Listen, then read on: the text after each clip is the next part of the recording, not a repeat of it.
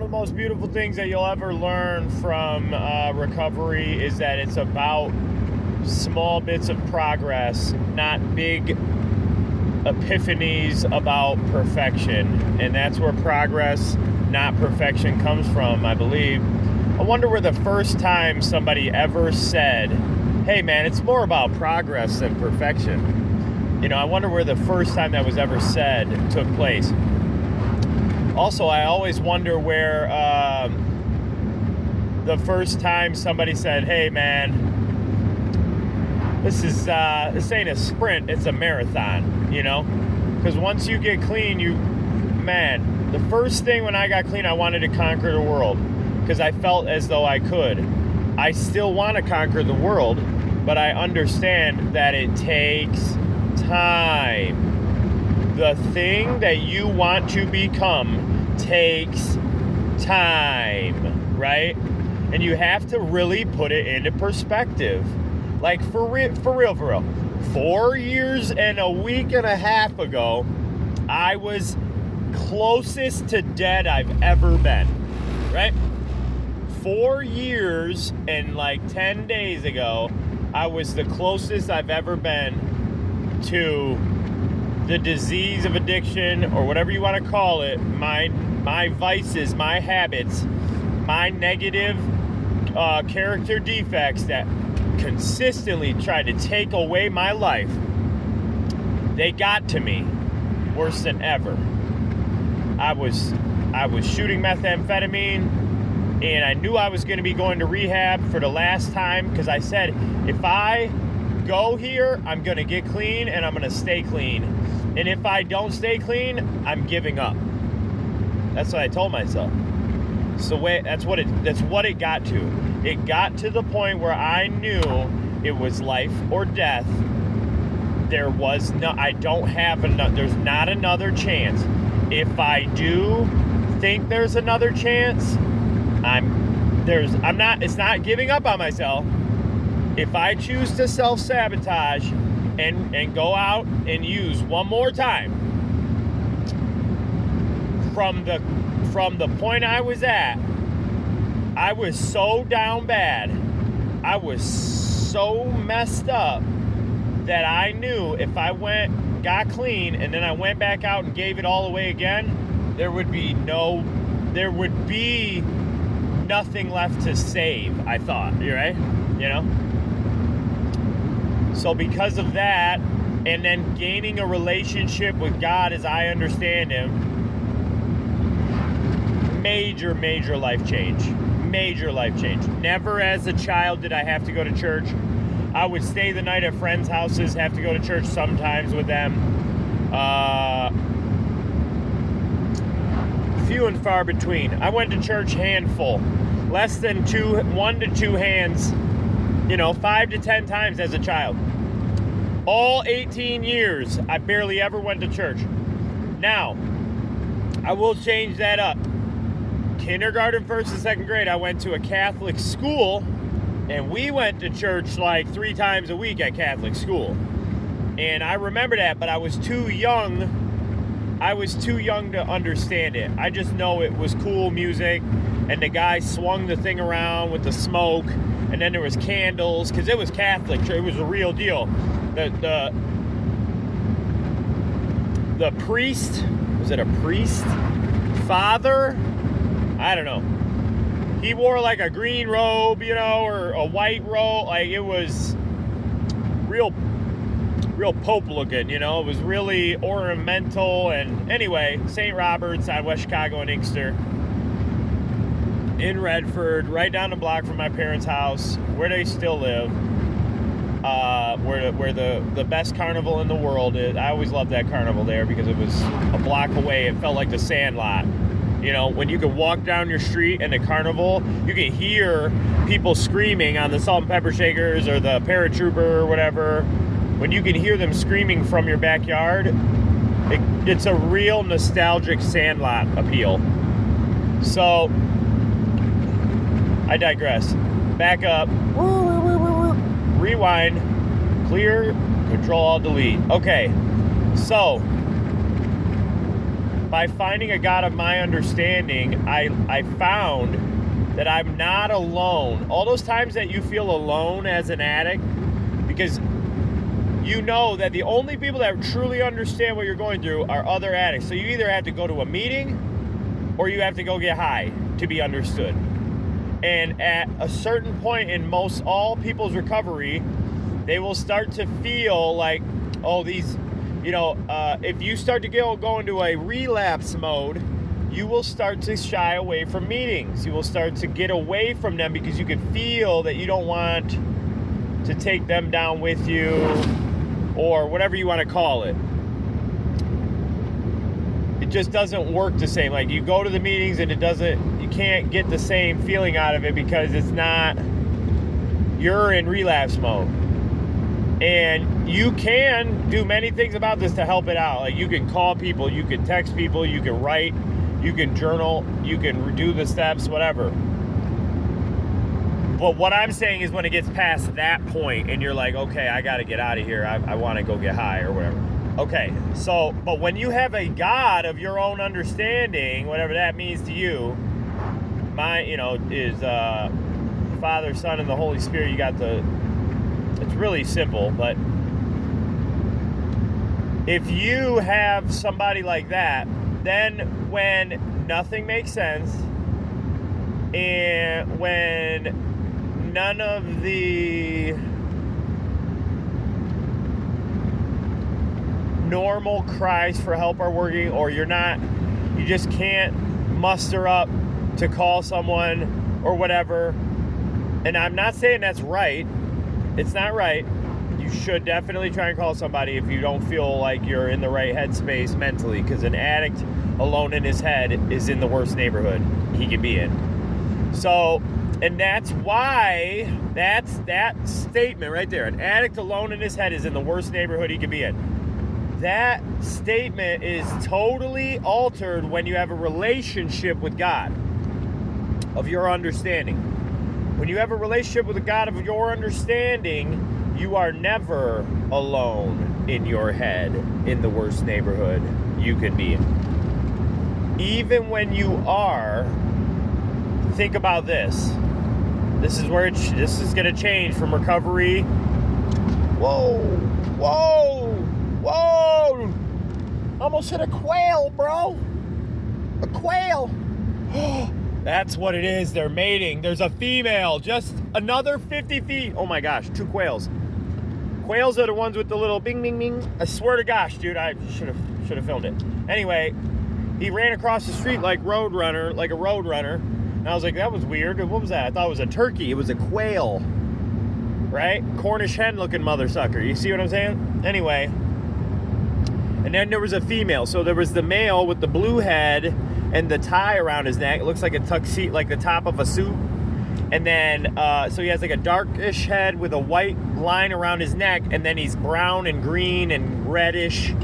Then the female is all brown and green and reddish with nothing up here. I'm pretty sure that the men have what looks like they have a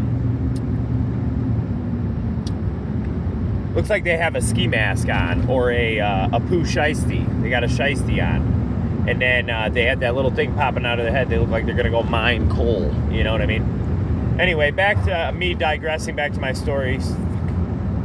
I love nature though, so it doesn't matter. It's part of the story now.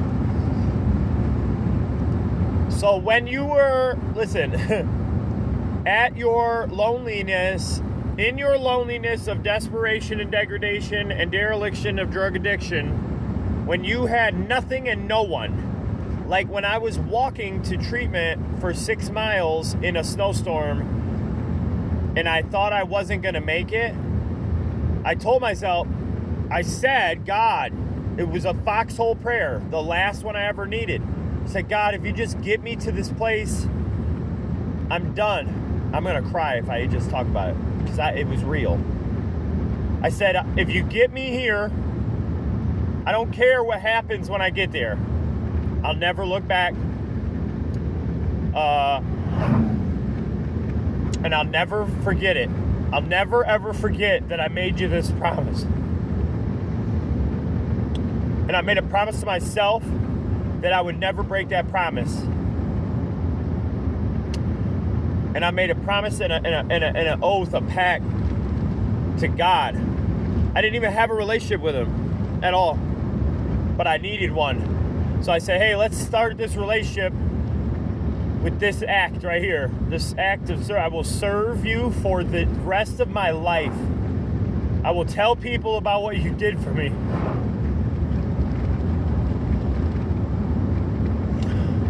If you just give me this 6 miles. I stopped every mile to shoot more meth. Because it was cold and nasty and I couldn't feel it. I don't know if you've ever been on your last day of using hard drugs. There's no amount that will get you to feel what you need to feel anymore. I just had a couple epiphanies just now. A couple things landed in my head. I've heard people at Open Talk say, I've heard people on tapes, I've heard people in meetings say, at the end, no amount of substances would do anything to me. It was like I was shooting up into nothingness. It was like I was shooting fake drugs. It was like I was smoking fake dope. And let me tell you what they mean by that. My body was so keyed up. I was so amped up already because I knew this was it. I was running at 1,000,000 miles an hour. I probably hadn't slept in days, and I'm walking down the street with 2 backpacks and a laundry hamper. I got enough paraphernalia on me to take out a football team. I'm getting everybody, cases on everybody. Because I had so much shit. I had lock boxes with dope and shit in them and needles. I had other lock boxes with weed and shit in them. And I had been drinking all day the day before. And I probably had a couple shots before I started walking. And and I stopped every time I could stop in the back of if there was a place I could find enough room or enough hideaway spot, I would do it. And then there was the forest right there over by those really nice apartments by I think it's like a Jewish cemetery over there off of Midland Road. And then there's like woods out in front of these really nice houses, super nice houses. I'm out in front in the woods in the pine tree, in the biggest pine tree I could find, in a dumping snowstorm, trying to make one up under a pine tree. Soon after that, I got to the Tittabawassee and Midland Speedway. And it was only at that point that a guardian angel came and saved me. And he saw what I was carrying. He saw what I was doing. He saw that I was in there getting warm. And he said, where are you going? I said, probably like that. I'm going to die, But I couldn't, it wasn't like I could feel the stuff. I'd just been up for days, I probably hadn't blinked in days. And I'm like, I'm going to rehab. He's like, get in the car. And I'm like, what? I'm like, you don't have to do that, man. I said, I'm supposed to walk, And I remember what I told God. If you get me there, we serve a funny God. If you get me there, where I'm going,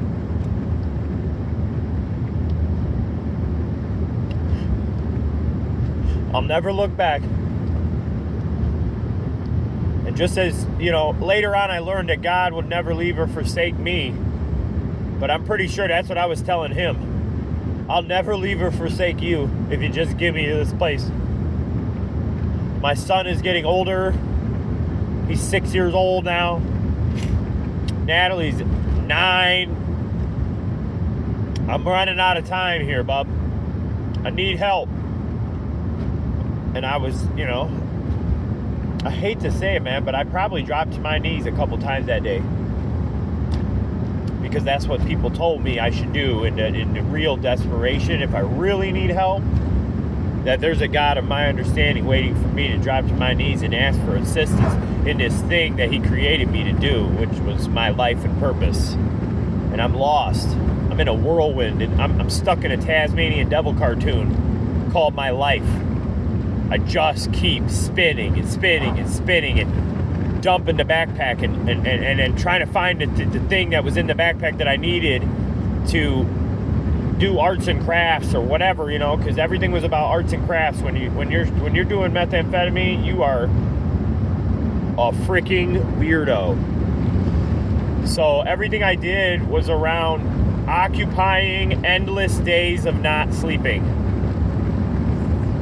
Time starts flying by. 24 hours will go by in like 8 hours, but you'll have to fill that time or else it won't. It will drag on, and if it drags on, you need more stuff, it feels like, to fill the void. So I dropped to my knees and I started praying, and then God sent me somebody that drove me to DOT for the last mile and a half or whatever it was. Think about that guy all the time. That guy was such a good guy that I dropped my cell phone in his car. Didn't know that when I got to DOT, because I didn't care. I wasn't looking for my phone to call people and say goodbye, I'll miss you, have a good day, whatever, because nobody would have answered. But what I did do was when I got to DOT and he dropped me off, I went in the back behind a big warehouse that was next to DOT and a bunch of storage units, and I used more. I used more and more. Then I walked in.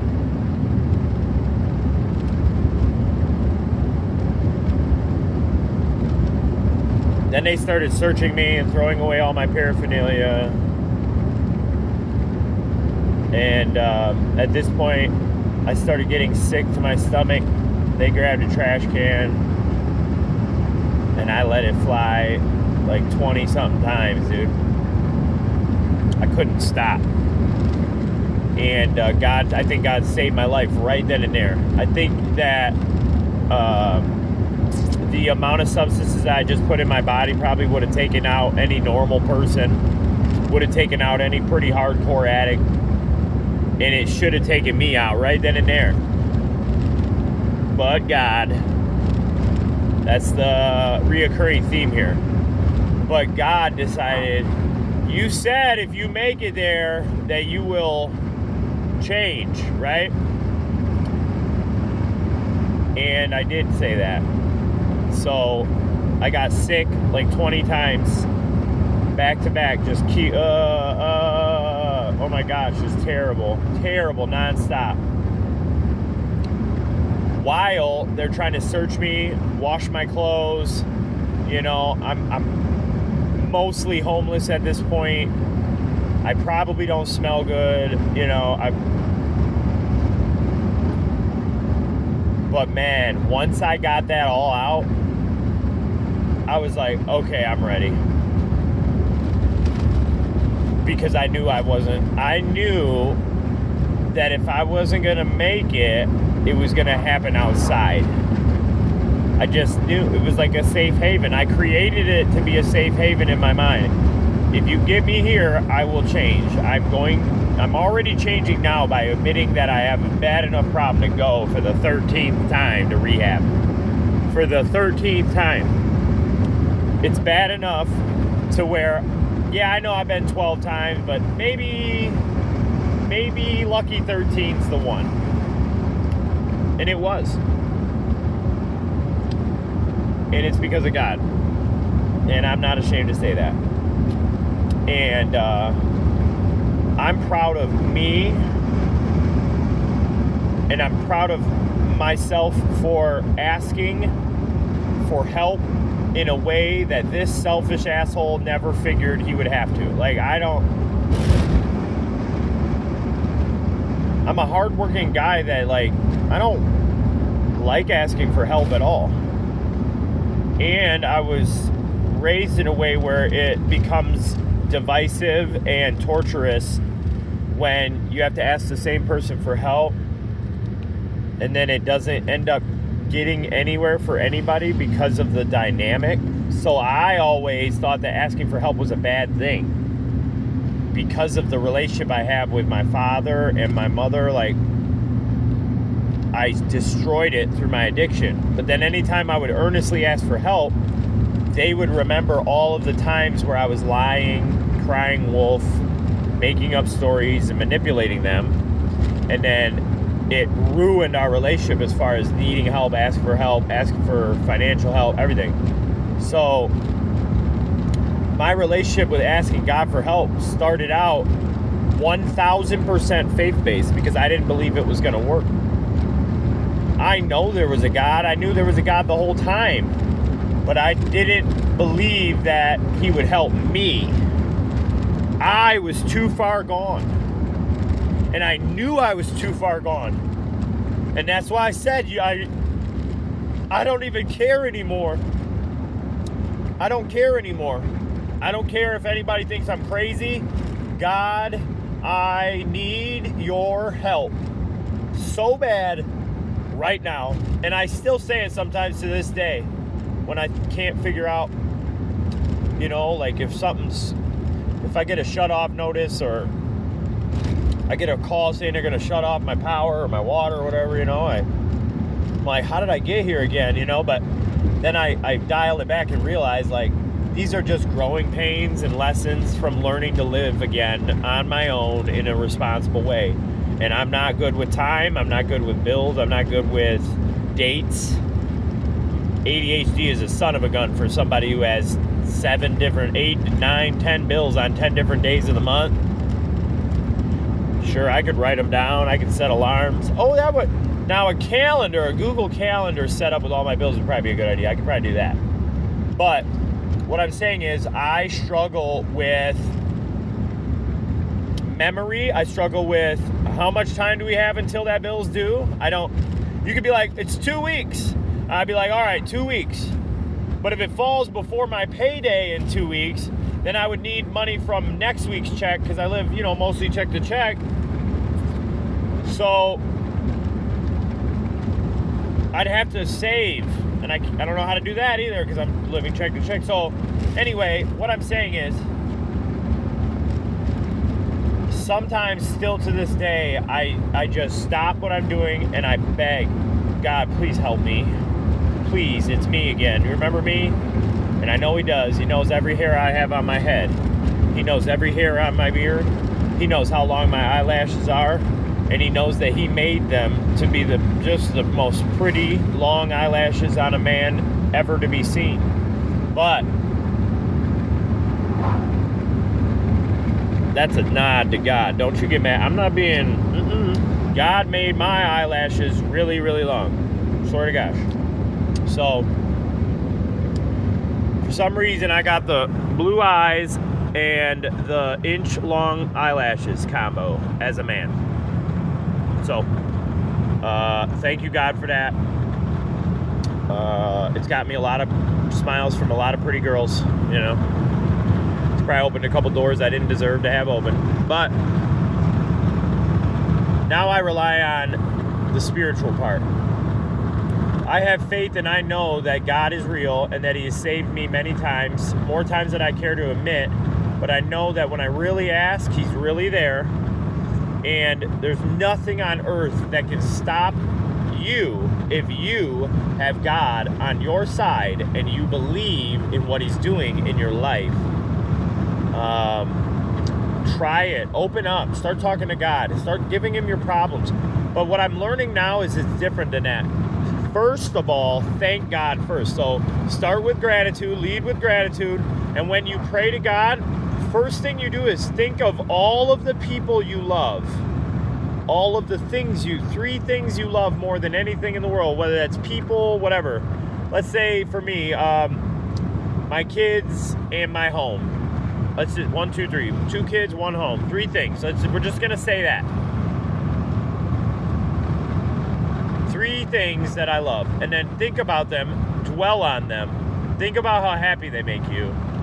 And think about all the good times you have with them. Think about how deeply you care for them, how compassionate they are for you and you for them. Think about how empathetic they are, and just fill your heart with all of the beautiful things that you love about these things that you love. And then pray. Then do affirmations. Then meditate. Anytime you're going to pray, do affirmations, or meditate on something, the first thing I want you to do is think about the love of God for you, and then think about the 3 things that you love like God loves you. Because God's love is so deep and so wide and so versatile that if you had just 5% of that going out into the world to the people that you love, they would know that you have a good relationship with God just by how you interact with them.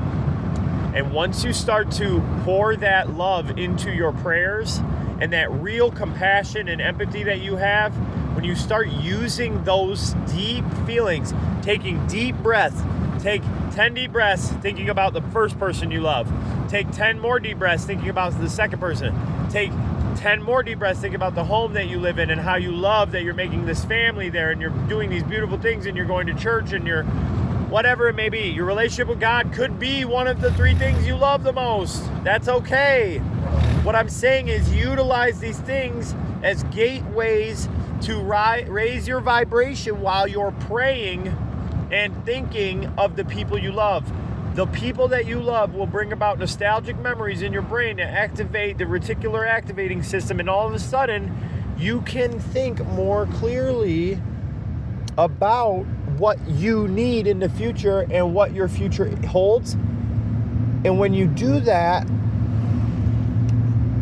you align with it faster. Love will align you with your future faster. I promise you.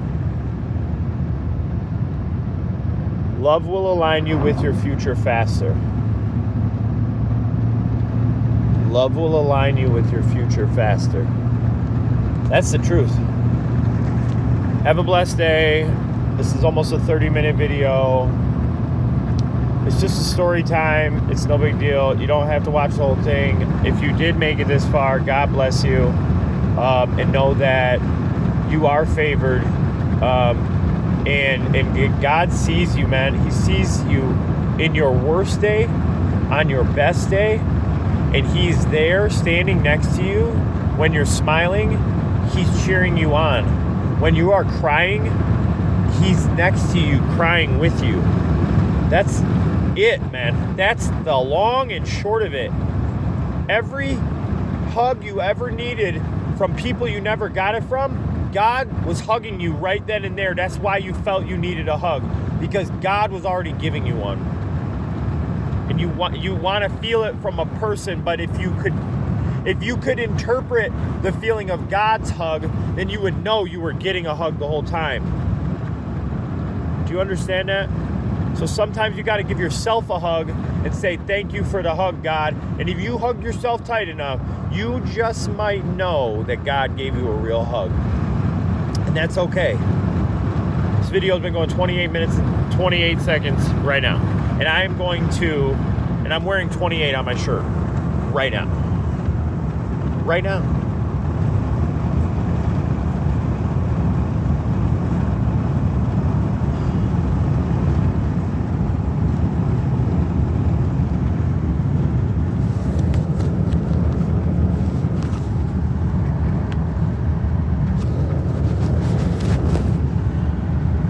$28.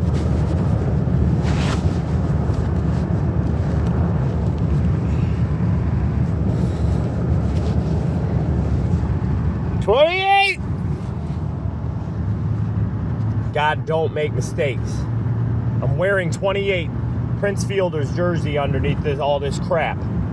And I looked down and said 28, 25, and I realized as I say it, it's going to say 28, 28. And I said it. 28 is the number of wealth and abundance. Look it up. So if I'm wearing 28 and I saw 28, 28 at the same time, while talking about God and love and compassion and your future and manifesting more love and a better future, Trust and believe this message is sanctioned and sponsored and anointed by God. Have a blessed day. Peace. I love you.